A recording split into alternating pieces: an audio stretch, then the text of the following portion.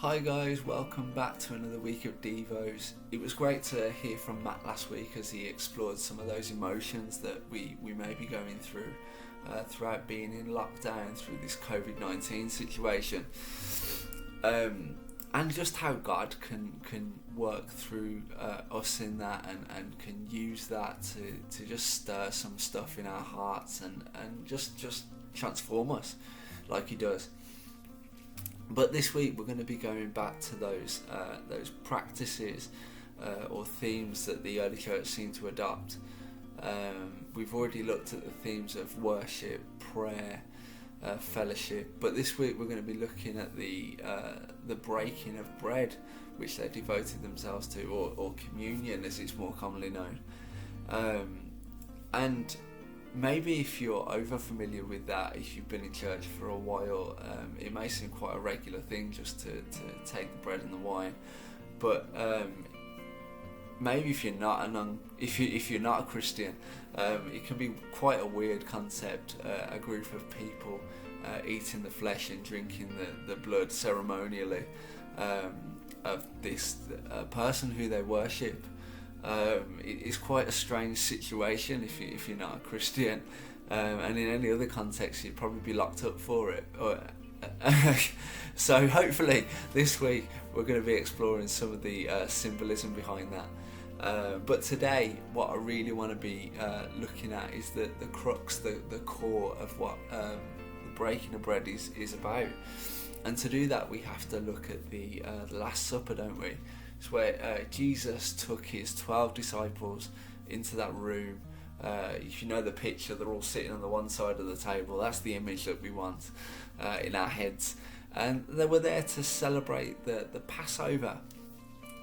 Now, if you don't know about the Passover, it was celebrating a time in Israel's history where the Israelites were in captivity by the Egyptians. You can read about this in the book of Exodus. And God had just basically had enough. He'd sent the plagues, and he said, "This is the final straw. We're going to send the angel of death over, and he's going to kill the firstborn son of every family across the land. But for you guys who are my people, what I want you to do is I want you to go in lockdown, which hopefully we're familiar with. But while you're there, I want you to sacrifice a lamb and spread its blood all across your door frame." Hopefully we're not too familiar with that one. And because you've done that, you take the lamb inside, eat the lamb with some bread and some bitter herbs, and as a result of that, the angel of death will pass over your house. It won't kill your son, which is where they get the term the Passover from. And all that stuff happened, and they got let free because of that, because the Pharaoh's son died. And he just had enough of these Israelites. He told them to go, and this was the celebration, the first act of salvation that the Israelites had,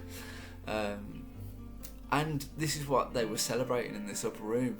And what Jesus has done is he's bringing the same sort of emphasis to this meal. That the celebration of the meal is salvation, which is the crux of communion. Because what Jesus does is he takes these emblems, the bread and the wine, and he says, "This is my body, which was broken for you.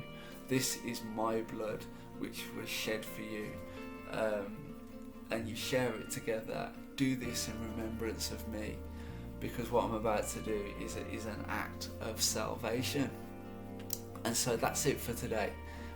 We're going to be going into more detail tomorrow, because I don't think that communion is just a remembrance of Christ's death, but of his life.